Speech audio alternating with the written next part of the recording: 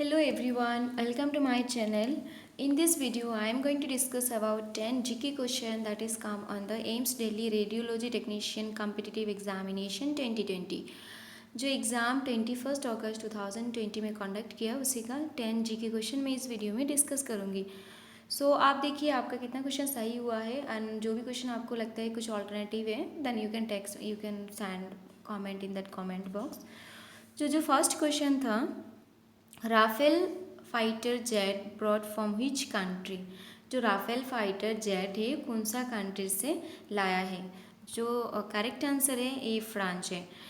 देखिए अभी current status में जो भी एम्स के एग्ज़ाम होता है यहाँ से क्वेश्चन रहता है. जैसे कि सेम डेट में जो दूसरी सब्जेक्ट का एग्ज़ाम हुआ था ओटी टेक्नीशियन का, उसी में भी राफेल का एक क्वेश्चन था बट अलग था. उसी में पूछा था जो राफेल फाइटर जेट है वो इंडिया में कौन सा सिटी में फर्स्ट टाइम लैंड किया. उसी का आंसर अम्बाला था. बट यहाँ पे जो है कौन सा कंट्री से लाया है तो फ्रांस से लाया है. टोटल कितना अगर दूसरा एग्जाम में ये भी पूछता है कितना राफेल फ्लाइट ऑर्डर हुआ इंडिया के लिए तो 36 है. वो भी याद रखिए नेक्स्ट अपकमिंग एग्जाम के लिए. नेक्स्ट क्वेश्चन नंबर 2 देखते हैं. सेकेंड क्वेश्चन आया था, electronic city is situated in which city of India. यहाँ पे विच सिटी होंगे. यहाँ पे जो करेक्ट आंसर है दैट इज़ बैंगलोर का जो आनेकुल तालुक है वहाँ पे जो लोकेशन है उसी को इलेक्ट्रॉनिक सिटी कहते हैं. Bangalore is very beautiful place. आपको मालूम है वो गार्डन सिटी भी कहते हैं. उसको सिलिकॉन वैली ऑफ इंडिया भी कहा जाता है. दूसरे एग्जाम में ये भी पूछ सकता है. इसको आईटी हब ऑफ इंडिया भी पूछ सकते हैं आपको. बट इस एग्ज़ाम में आया था जो आनेकुल तालुक है बैंगलोर का दैट इज़ इलेक्ट्रॉनिक सिटी है इंडिया का. नेक्स्ट सी क्वेश्चन नंबर 3 जो है, this is very easy question. यहाँ पे पूछा है who is the president of India. हमारी इंडिया का करंट प्रेसिडेंट पूछा है तो सबको मालूम है कोविड-19 नहीं है. यहाँ पे आप कंफ्यूज नहीं होना कोविंद और कोविड में.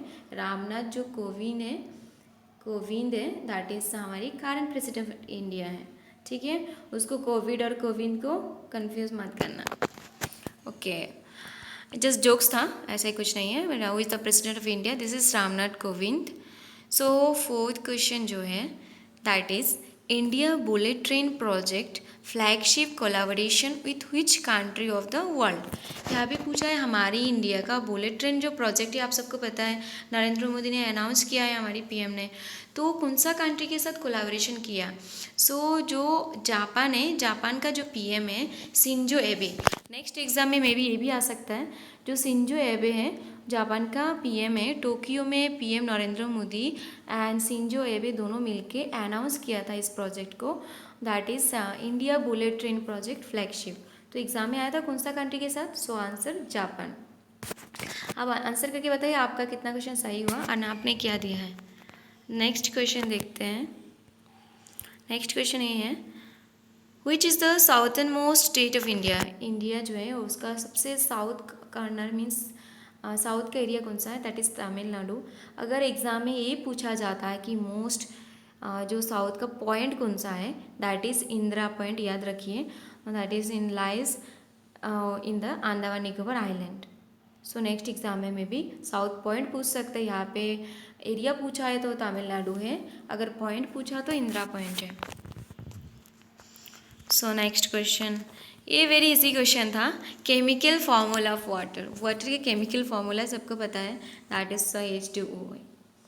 नेक्स्ट क्वेश्चन ये था, करेंसी सिंबल ऑफ यूके. जो यूनाइटेड किंगडम है उसका करेंसी सिंबल क्या है तो पाउंड है. जो यूएस है उसका डॉलर है. आप सबको मालूम है, इसलिए नहीं पूछा क्योंकि सबको मालूम है. ये थोड़ा सा यूनिक था, पाउंड है. सिंबल देख लीजिए. नेक्स्ट क्वेश्चन नंबर 8 यहाँ पे मैथ डिस्कस कर लेते हैं. वेरी इंटरेस्टिंग था. A person can walk 3 kilometre in a minute, what is his speed walk. तो यहाँ पे आपको स्पीड वॉक निकालना है. छोटा सा मैथ है, आंसर होगा 6 किलोमीटर पर आवर. मैं इसको सॉल्व करके दिखाती हूँ कैसे. यहाँ पे एकदम इजी ट्रिक बताती हूँ. फॉर्मूला में नहीं जाता, एकदम इजी शॉर्ट ट्रिक. बिकॉज हमारी एम्स में 200 क्वेश्चन रहते हैं, वो भी 180 मिनट रहते हैं. आपका ईच क्वेश्चन के लिए 1 मिनट भी नहीं मिलेगा, तो आपको फॉर्मूला दे के सॉल्व करने का टाइम नहीं है. You should use short trick to sort out the problem. यहाँ पे देखिए 3 किलोमीटर में आपको सॉल्व करके दिखाती हूँ कैसे किया है. जो 3 किलोमीटर है 3 किलोमीटर में कितना जाता है 30 मिनट जाते हैं. तो वो 30 मिनट कितना आवर होती है, 30 मिनट मतलब हाफ एन आवर होती है। तो अगर 3 किलोमीटर वो हाफ एन आवर में जाती है तो 1 घंटा में कितना किलोमीटर जाएगा सोचिए।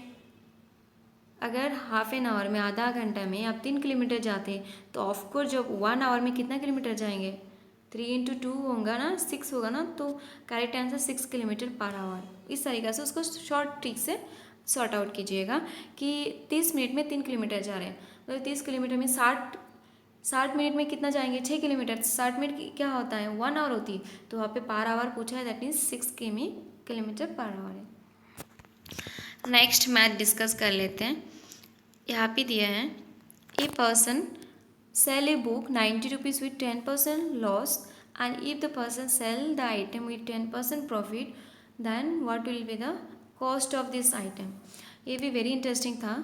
आपने किसने 110 दिया है, दैट इज़ राइट आंसर। मैं सॉर्ट आउट करके बताती हूँ कैसे किया है, सॉल्व करती हूँ। तो मान के चलिए ना, बुक का दाम 100 है, जस्ट इमेजिन बुक की दाम अगर 100, आप एक्स मान के चल सकता है, कोई भी वर्ड आप उसको या मीन्स मान के चल सकते हैं।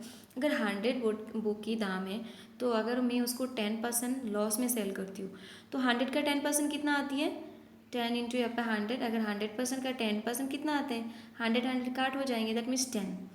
सो यहाँ पे देखिए अगर 100 का 10% कितना है तो 10, तो दैट मीन्स अगर बुक की दाम अगर 100 रुपीज़ मान के चलते तो 10% अगर लॉस होती है, -10 करो, 10% लॉस होती है तो कितना आ रही है, 90 आ जा रहे सही दाम। अगर बोल रही है 10% अगर प्रॉफिट में बेच रहे हैं तो मान के चलो बुक की दाम 100 रुपीज़ है, अगर प्रॉफिट होगा तो +10 रुपीज़, तो बुक की दाम कितना होगा, 110 हो, तो एकदम ईजी ऐसे आ गया।